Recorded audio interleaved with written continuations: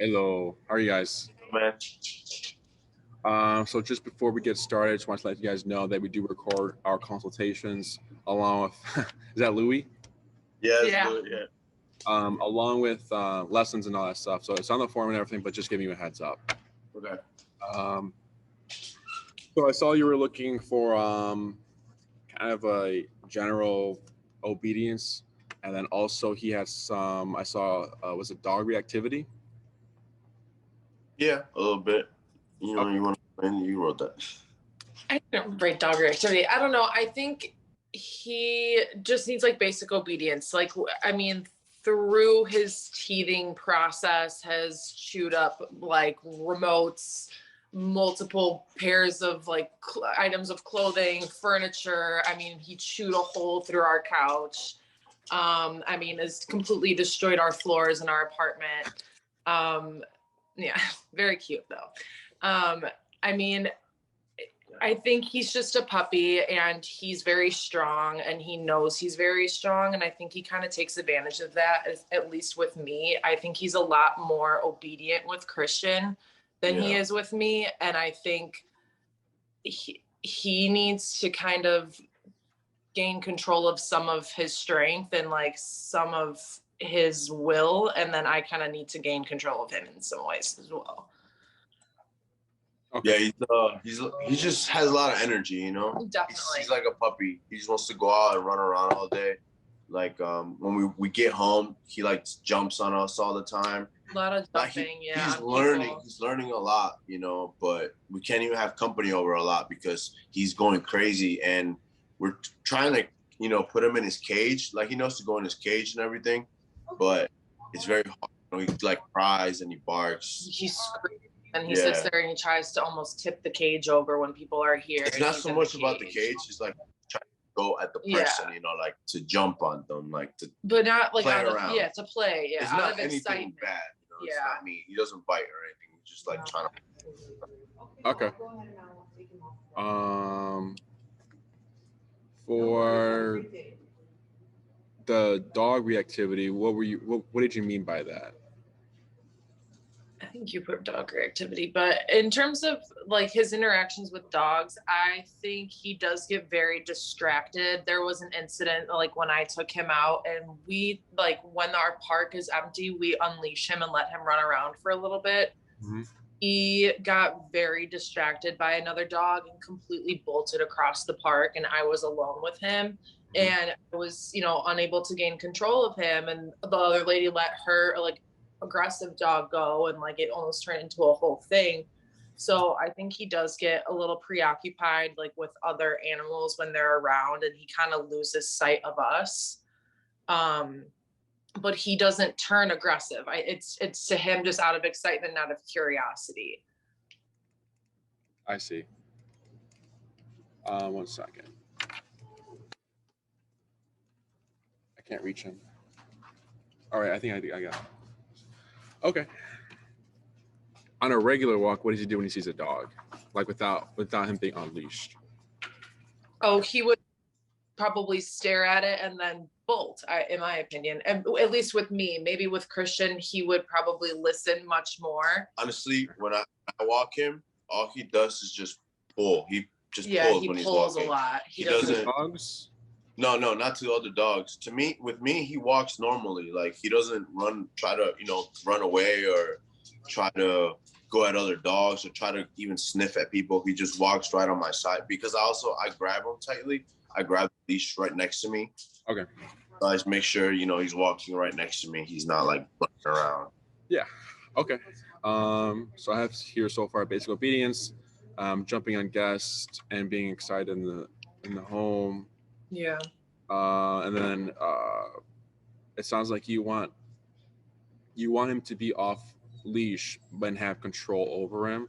So I put here off leash, runs at dogs, and then I guess or I know a good command you would want is probably like recall, like the common call plan.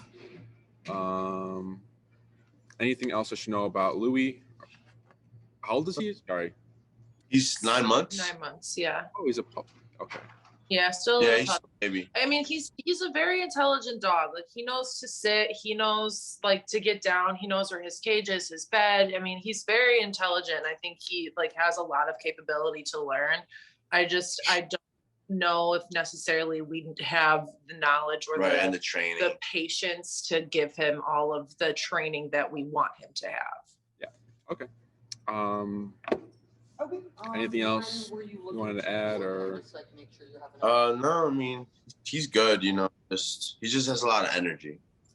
That's all. He just like wants to, you know, he wants to pull, he's curious. That's really what it is. But other than that, I don't think so.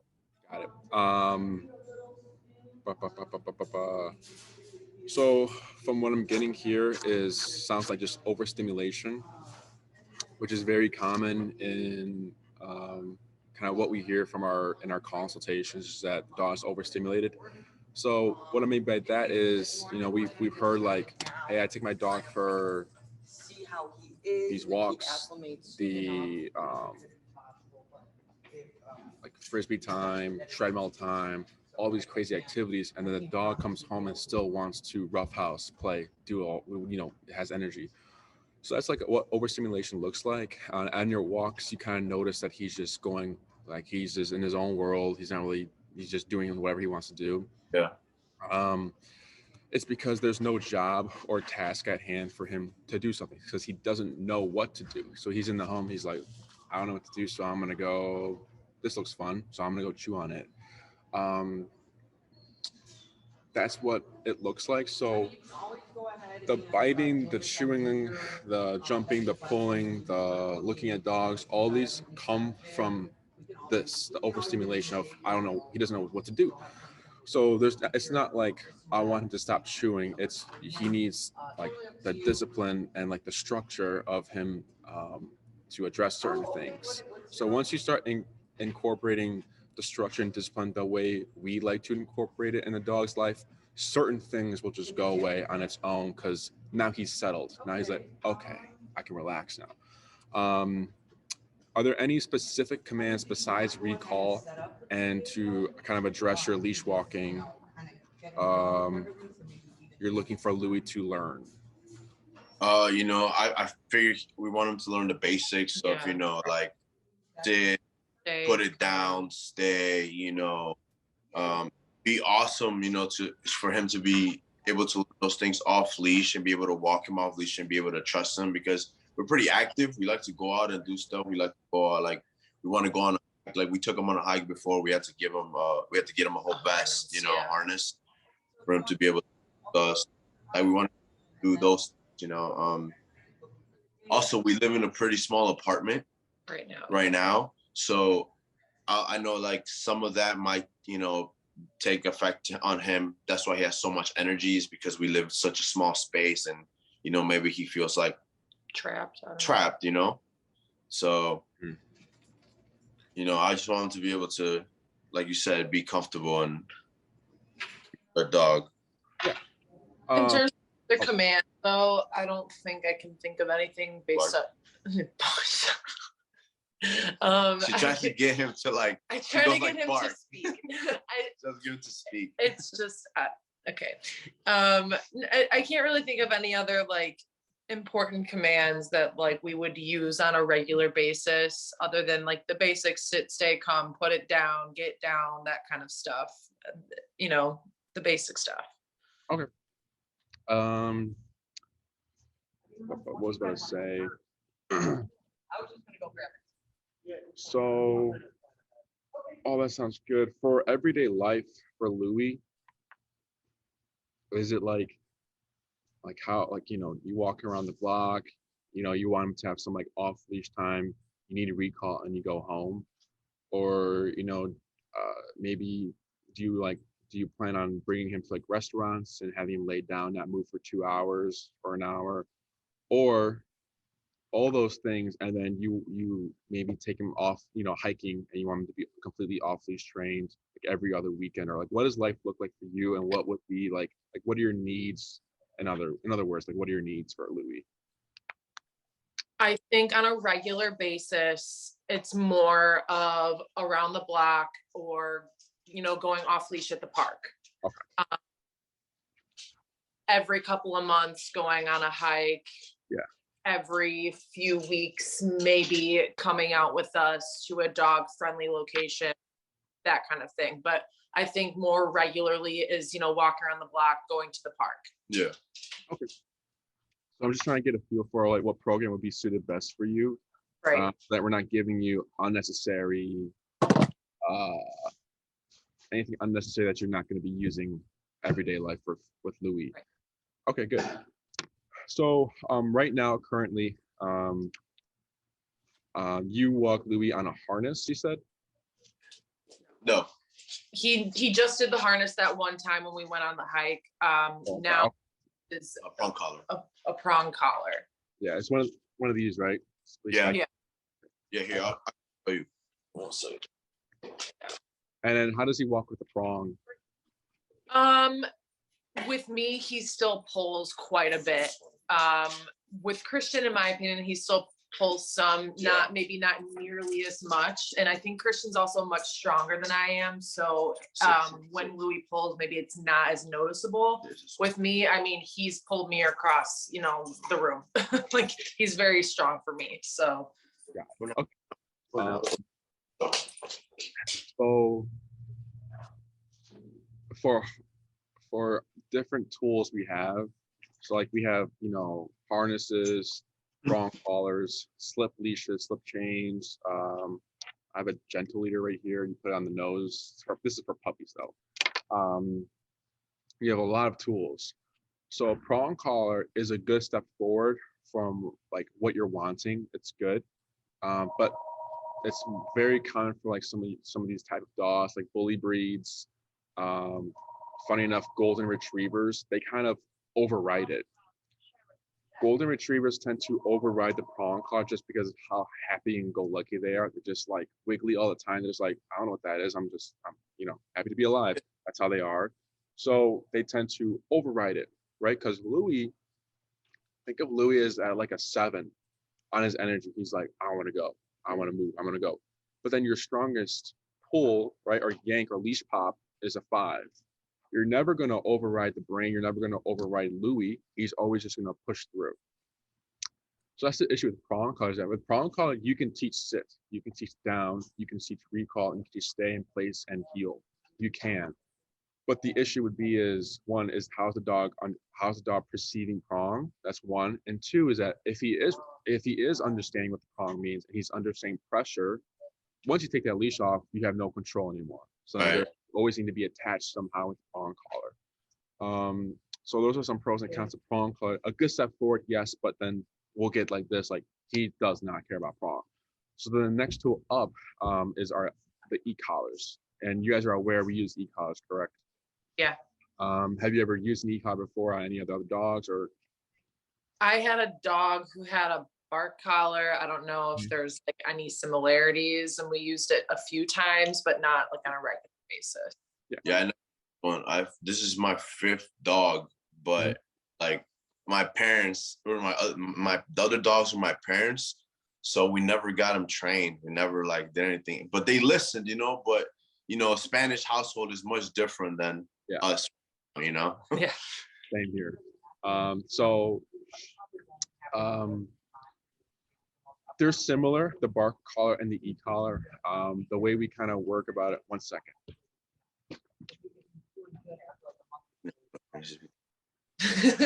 You say it.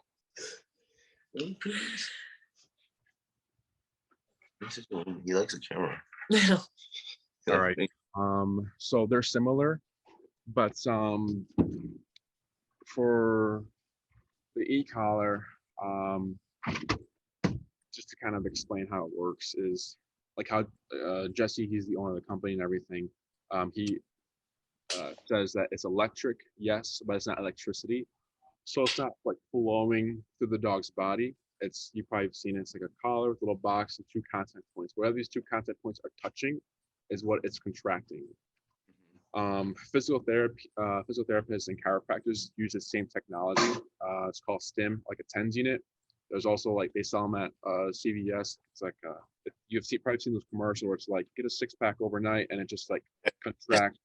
Right. That same feeling is what an e-collar feels like. So just contracting the muscle. The brand we use is called Dogtra. Jesse has used many brands throughout his career, but Dogtra has been the most successful and has gotten him the best results. Dogtra provides a duller type softer feeling. It's still uncomfortable, but it's not sharp. So if there's other brands out there that are like the cheaper brands, like the one that are like below like like 80, 70 bucks, those could be like shock collars. Like they can actually shock the dog of how sharp they are. So Dogtra is more like a professional, like they do hunting dogs. It's the police force use Dogtra, I believe. So it's more of it's more professional. So with Dogtra, there's the stimulation and we have the pager. That's the vibration function. We don't use the vibration function. That's just there and to see if your collar is on. We only use stimulation. Okay. We'll hear other trainers say the beeper or like the toner, then vibrate, then stimulation. For us, we want the responses of the dog to be automatic and right away. So if you have all these warnings, like that's just so much time, right? So if you're so used to, if you get that muscle memory of beep tone stimulation, if he's taking off, are you really going to take a chance to press the beeper, right? Right. Right there's some stimulation. So we try to get the owners used to that so that in the long run, it's always right away of the response of the dog. They're waterproof. You get a mile long range, so you get that distance if you want to be far away. On the stimulation, we have 127 levels in increments of 1. So 1, 2, 3, 4, 5, all the way to 127. There are other brands out there that go up to 8. Think of their 8 and our 127 equal. It feels the same, but we have way more numbers to be more specific to the dog's personality, the breed, and the scenario we're in. Because let's say for Louie, you're using the 8-leveled e-collar. 4, he's yelping, it's too much. But then 3, he's not listening. Then you're stuck. Your dog's not listening or your dog's yelping. So for our 127, we can be 40 too low, 50 is too high, 43, 46. We can be very nuanced with it and specific to Louie. I don't know what Louie's number will be. That's all kind of based on the first time we're working with the e-collar. We've had little dogs, or like, dogs who are owners like this dog is tough. They're going to need a higher number. And then they're low numbers. So like a 5. We have dogs who are like, my dog's super soft. They're going to be very low. And they're operating at 60 normally. Right. So the dogs are very different. And so breed size doesn't matter. They do play a part of which model to get. So for a dog like Louie, he's going to definitely need that big boy collar just because he's a bully breed. On the website, you'll see it goes by weight, but we go from our experiences that does not work. So you can have a French bulldog. It's a bully breed. They don't weigh that much. They're going to need the big boy collar because of the breed and the intensity. The weight is a different model, but it won't work. You won't get success with that breed and that model. Any questions so far? No. I actually looked over, like you guys have a whole bunch of videos on YouTube. So like we looked over like a day of training and like, like the process of finding how to find a sweet spot for the collar. Yes. Yeah. Formed of like, but yeah, we saw a few videos. Good. Yeah, every dog's different. From what I'm hearing, this is just nothing out of the ordinary. This isn't that too difficult to address for Louie. That's e-collar, and they're rechargeable, by the way. You don't need batteries. You can plug them in the wall. They're very easy, very simple to use. But yeah, a lot of our videos, we put everything out there just so that the owners can see, how lesson 1 looks, how lesson 6 looks, and they can see that big difference of the dog. Right. They hear the owner, saying, last week was great, or last week was bad. I don't know what I did wrong. Then we help them and figure it out. But there's always progress. E-collar is supposed to flow. It's supposed to be smooth. If it's not flowing, there's no smoothness to the training. Something is off. Something is wrong, and then something needs to be changed. So as long as everything's flowing correctly, we're good. So for Louie, how e-collar would help him, besides like recall and having that off his control, e-collar is physicality. So it's a physical thing happening. Same thing for prong collars, it's physical. Dogs are physical animals. So if Louie's at the dog park, playing, having fun, and then maybe he gets, too rough with this one dog who's a little older, that dog can't tell Louie, hey, that hurt, or no, off, leave it, right? Can't put each other, they don't put each other in timeouts. It's, you're doing this to me, I'm gonna bite you because I don't like it. Bites Right. Louie, Louie's like, whoa, okay, I'm gonna go bother someone else. And he leaves that dog alone. So they've been getting physicality since they've been, I don't know, three weeks old. There's a really good video to watch, a cream retriever kind of entering a playpen of her litter. So she's got like 8 puppies. It was a viral video, so you've probably seen it. These puppies are like bombarding the mother, and the mother, you hear her growl. She snaps at 3 puppies, and then they all turn around and lay down within seconds. Oh. So from that age, they've been getting that physicality. So then this e-collar is almost nothing too different from that. That's why we get fast response, because it's their language. We're speaking in their language. So think of the e-collar as like a dog bite. We're kind of biting Louie and giving him physicality to do certain things. Does that make sense? So for Louie, he needs the proper discipline and structure, which is what the e-collar is going to give him, his language. So once he gets that, you're going to see almost a change in the way he kind of goes about everyday life. So for example, the first exercise we're going to teach Louie is called heel. You've probably seen it as lesson 1. Heels, walk with me, stay and sit when I stop. So when you take 5 steps with Louie, Louie takes 5 steps. If you take 10, he takes 10. When you come to a stop, he's to automatically sit with the shoulder parallel to your leg with a loose leash in any environment. That's how strict our heel is. So we teach you heel for a few reasons, and we're accomplishing a few things. So the first thing we're accomplishing is, 1, the leash walking, right? The no pulling. We're fixing that day 1. The interest in the environment. So I just explained heel. It's very strict.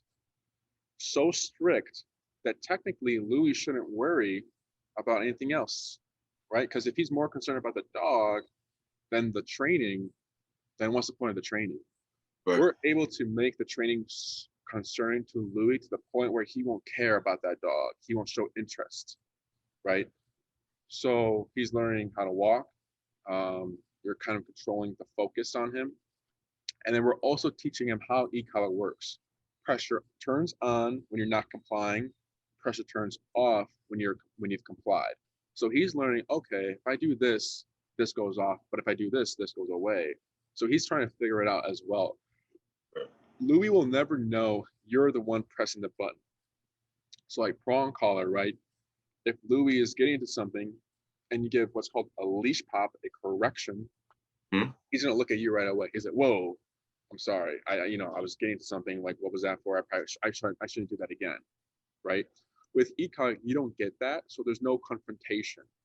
So there's no yelling, there's no physicality, there's no emotions needed. It's just pressing a button, right?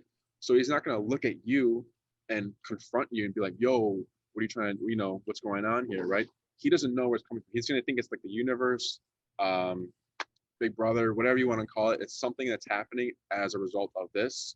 So don't worry about it's like him like not liking you anymore or hating you or anything like that. We've never seen that.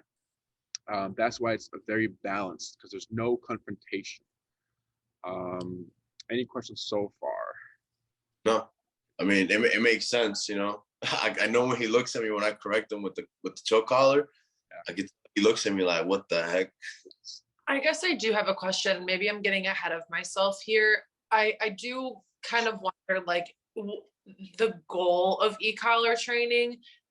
Is it necessarily to have him trained on an e-collar so that he wears this e-collar for the rest of his life whenever we take him places? Or is there like some point in time where like we're able to wean off of this and there's some other sort of correction that we can kind of swap for so that we're no longer having to use e-collar?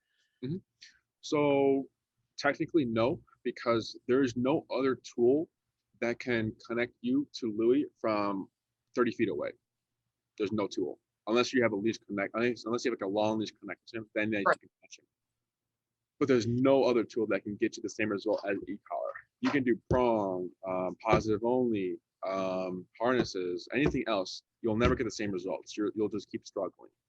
Okay. So after the program, after you've done all the work, you would technically still need the e-collar, just because we can't predict what's going to happen on this walk, right? Let's say he's not even off leash, he's on a leash, he's on the prong collar, right? We've heard many stories of these breaking and falling apart. Yeah, yeah. Walking with Louie for some reason, and we hear like a firework or a car backfires right next to you, or a car crash or something sudden happens. He's like, nope, I'm taking off. And if he books it, we've heard stories of the prong cars breaking, leashes slipping out, owners getting dragged on the ground, hitting their head, and the dog's just gone, right? Saying, Louie, come, most likely will not work, because when dogs are in flight mode, that's what that's called, flight mode, they're thinking kill or be killed. They're running for their life. So him hearing that, it may work if everything's consistent and he knows what happens after that word, it may work. But why take the risk if you just have the e-collar on and just override the brain, make him do the 180, come back to you? So it's not there as like a training tool. Like, yeah, it's like for emergencies. So like for our dogs, we've done all the work already, right? We press a button maybe like once a month, 2 times, just here and there. It's just there just in case, right? In the home, let's say we're going to the program and you see the change, you see the difference. He's more relaxed, he's passive, he's great. It's just you two at home, he's fine. Then you don't need the e-collar. Let's say you're gonna have guests come over. 30 minutes prior, you collar him up, address whatever that is needing to be addressed. And if you find that Louie is settled, you can take it off, or if you want to keep it on just in case someone riles him up. And we always have those guests come over that just want to mess with the dog. You have that to control him in case it gets out of hand. But in short, the e-collar is only on when you need it. I think for off leash, an owner was kind of playing in an area by themselves, like away from everyone. They're playing fetch. Their dog is a resource guarder, so he likes to protect his objects. And then in result, if someone tries to grab his ball from other dogs, if another dog tries to grab his ball, he's going to result into aggression. So they're playing fetch, and then a dog just comes out of nowhere and is going for the ball. So you have like this. They're going for the ball here. She had to use the e-collar to stop the dog mid-chase of the ball and make the dog return, because if that happens, there's going to be a fight here for sure. Right. So in these situations, the e-collar is on, again, just in case something happens. I'd rather have you guys know I have control over my dog if anything gets out of hand. Right. Does that make sense? Yeah, absolutely. Any other questions? No, I think so. Good. Like I said, teaching, because we have obedience and we have behavior, right? A lot of what you're talking about is behavior of like the chewing, the jumping, the biting, the nipping. The obedience is heel, stay, sit down, come place. Behaviors, don't jump, don't bite, don't whine. They're separate. Mm-hmm. So a lot of owners wonder, like, why would teaching heel address the behavior? But it's the psychology behind heel. That's why it fixes it. Because we're laying down discipline and structure into Louie, dog style, his language, so that he knows. So that's why we see these changes in the dog's life, because we're giving him a job to do now on these walks, right?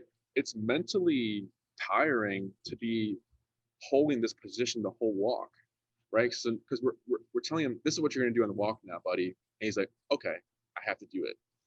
You're gonna come home, he's gonna be exhausted because of how focused he was here with you. Does that make sense? Yeah. So that's just kind of what Louie needs, is just the discipline to address what you're seeing in the home. Again, it's all stemming from the overstimulation. Off leash recall will definitely be taught to you with the e-collar, and then the walking will be addressed as well.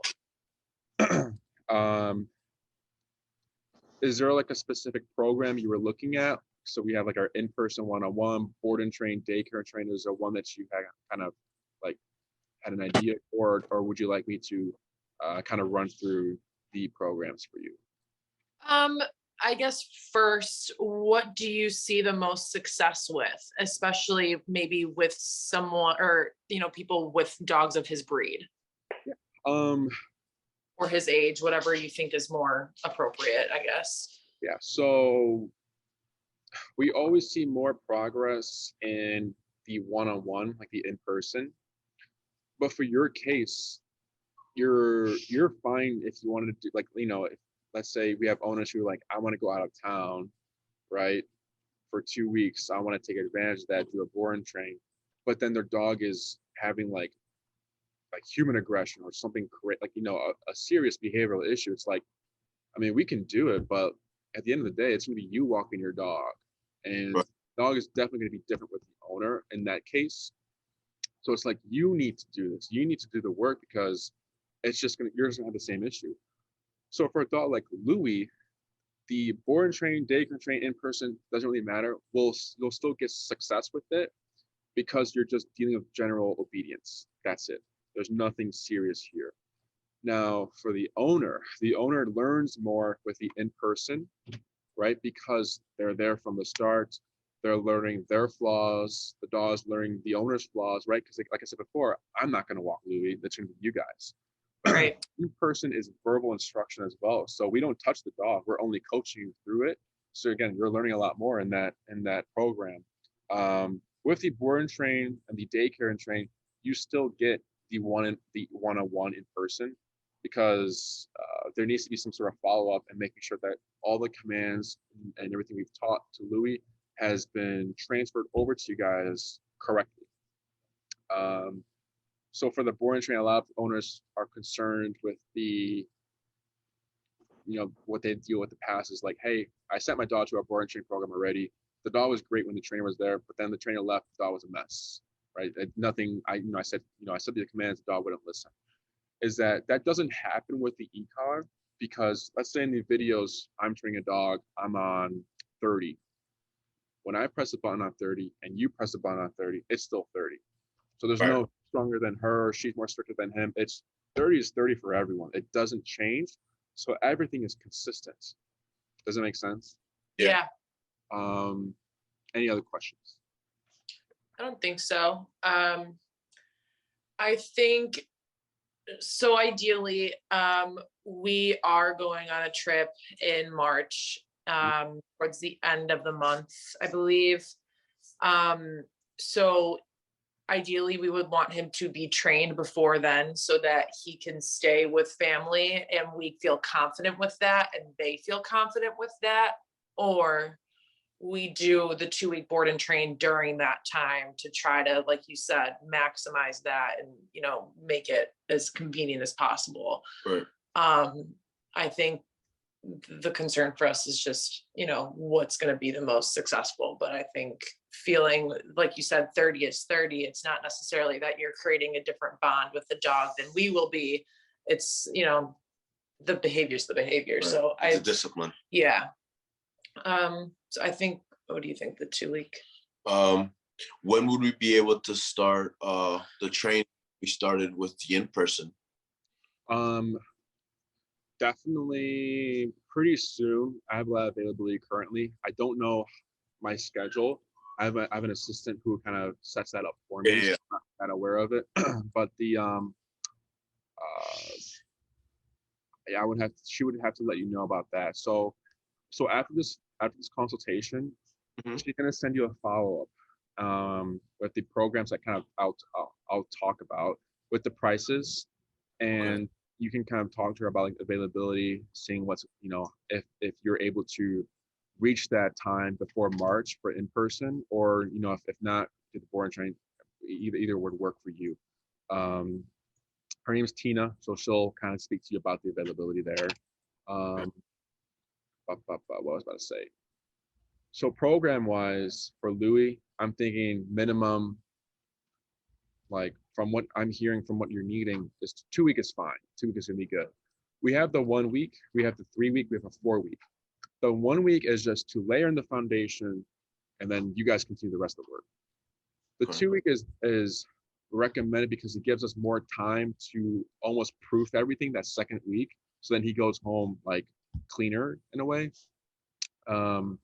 And we also kind of do more stuff with him. So for the 2 week board and train, you get 2 videos. The first video is the kind of the first time he's learning all the commands: heel, stay, sit, down, come, and place. Are you familiar with what place is? No. Place is go to your bed, don't move for 3 hours, 2 hours, whatever it is. And then he can sit, stay, he can sit, stand, lay down, chew the bone. I don't care. Stay in the bed and then be relaxed on it. That's place. So we're teaching him all these commands. You're seeing them all done on video. So you're seeing the first time he's reacting to the e-collar, kind of like we saw when I'm playing the number. You're seeing that. And then you're seeing how he progresses. On that second week video, it's us transferring the obedience to a 30-foot long leash to kind of proof everything and kind of get him to off-leash control for you guys, getting him ready for that. You also get 4 hours of one-on-one time with the trainer. So, you're getting your videos, you watch them, you're getting familiar with it. Come first lesson, you already have some sort of, familiarity with the training. You can schedule your follow-ups however you like. If you are going out of town, it's probably going to be upon pickup. That's probably when it will happen. But let's say you're only going out of town for a week, but you want to do the 2 week. When you come back after his first week, you can schedule a follow-up in the middle if you'd like to see what's been happening. And then you do like another one on arrival, or however you want to work with that. It's all up to you and how you need it. Again, we do recommend it as soon as possible so that you go home with some sort of knowledge with it. He'll be able to play with dogs here, so we'll socialize him.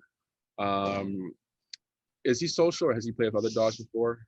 Yeah, he plays with other dogs. Perfect, good. He's a little shy, but he's just we've had like a problem at the park when another dog tried to be aggressive with him. So I kind of like get the other dog away. So he got scared of that. And it happened with another dog too. So I feel like that kind of got him scared. Yeah, I think he's a little skittish. But other than that, when like the dog is about his size or smaller, he runs around with it. Crazy. Perfect. So he'll continue to be socialized. Obviously, we have it, it's very structured here right now. There are 50, 40, 45-ish dogs right now in this room, and everything's quiet. Yeah. So for our play groups, from what you're telling me, we can, pair him with good energy and where he will have the most success with. So he'll get to socialize. He'll be doing duration work where he's on the bed, because there's like the kennels here, playpen over there, treadmills. We'll teach him how to walk on a treadmill as well. And then the duration mats, the place beds, are in the middle. So he's in the middle of everything, and he's supposed to remain passive on the beds. So he'll be doing duration work and then treadmill time. So he's getting a lot of activity throughout the day. A regular daycare dog is just play and rest and treadmill. So it's an hour activity, an hour rest, an hour activity, an hour rest. If he's doing the board and train, he's gonna get more activity. So the resting is mostly like the duration part. He's also gonna be getting training walks. So there's a dog park right here, and then there's a Home Depot right around the corner. So we take our dogs to Home Depot. Right, yeah. To kind of make sure that the commands are applicable outside. Because if the commands don't work in Home Depot or outside, then he's great here, but then like what's the point of that? So we need to make sure everything's transferring, and outdoor activities. So what we like to do is we walk around the dog park, go to Home Depot, and then we come back as a training walk for him. What else about the board and train? If he's not training, treadmill, walking, playing, or anything like that, he's resting, and he'll be in a kennel or a crate So we'll continue to kind of crate train him well, and kind of address what him wanting to get out. So we'll continue that. Overnight, we have like our boarding area. So it's like a carpeted, heated and cooling room. And he'll be kenneled for his overnight sleeping time.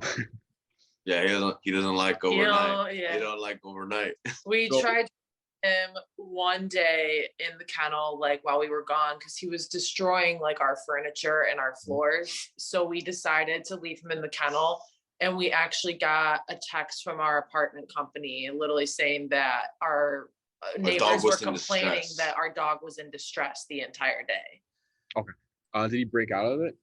No. Oh, he broke out like a few times. He has before, but not that day. Since I think we got this new cage, he's been fine. Yeah. Because it has 2 locks now. The other one had 1 lock in the middle, and I don't know how he was opening it. Got it. So okay, so we'll continue that. If we find that he keeps breaking out, he's broken out in a while since we've gotten this new cage, and it's like a 2 lock. The other one only had 1 in the middle. Yeah, since he doesn't then, break he's out. been fine. He's been fine. Okay, this should be an issue then. So we'll continue to kind of keep it consistent here, letting him know that, hey, you know, because we need the harmony here. We need everything to be quiet and structured. So we'll continue that. Anything else? Any other questions about the board and train or the in-person? No, I don't think so. I think so. And then the board, they get 2 meals a day, and whatever you want. Bring our his own food. Yes. Okay. Cool. They'll explain to you what we take. So we only take food and any medications, no blankets or any toys like that. Okay. Because we find that dogs just rip it up and then or poop on it, and it's more work. So for Louie, it's just the kibble and then or whatever he gets raw, whatever it is, and just portioning it correctly. And then again, they'll let you know what to bring and everything like that. Okay. For another thing for the board and train, so on the follow-up email, Tina's going to send you the shot records that we need. So we need a fecal exam that says negative. And she's also going to send you a form that needs to be signed, just like an agreement type form. She's also going to send you the e-card I recommend. And usually for board and trains, owners tend to buy it from us, so we sell them as well. So you buy it from us, we just pull off the shelf and we have it here. So it's just pretty simple. You do have the option to order it yourself, so we can go ahead and drop it off for you or deliver it to you. If you look on Amazon, they're the same price as well. So however you want to go about it, it's just up to you from there. So that's board and train. So the in-person,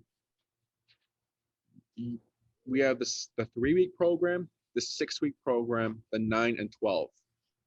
Think of the 6-week program as you walk your dog around the block, you have that structured heel, you need recall, and then you go home. That's the 6-week program. Okay. The 9-week is like you're going to take them to outdoor restaurants and patios and stuff like that. So you need more stationary control. And then the 12-week is hiking, off leash, stuff like that. So you're more in like the 6-week program, 2 classes heel, 2 classes recall, and then the rest we can see what changes, what it doesn't change, and we can address it head on. Or if you're like, I want to learn more commands, then we can cover more commands. After the 6-week program, if you're like, man, I really like the results, I want to learn more, I want to learn more commands with Louie, you can purchase a 3-week program to add more classes to your program. An hour once a week. So for example, Tuesdays at 10:15, 6 times. We meet for an hour. We teach you one topic at a time, so we're not overwhelming you with information. We do in-home. We do at the facility as well. So you can come here because of the weather and everything. We've been operating at the facility.